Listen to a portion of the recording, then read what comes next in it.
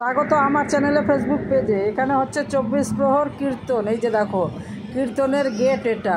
তো 24 প্রহর ব্যাপী কীর্তন লীলা। হরে কৃষ্ণ।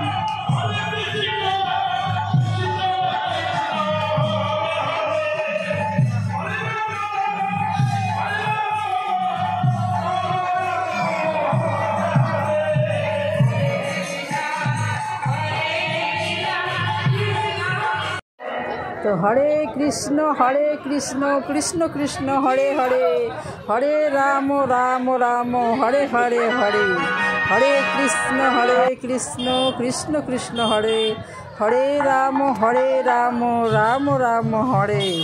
এখানে হচ্ছে রাধা কৃষ্ণর লীলা। এই হচ্ছে মেলাটা।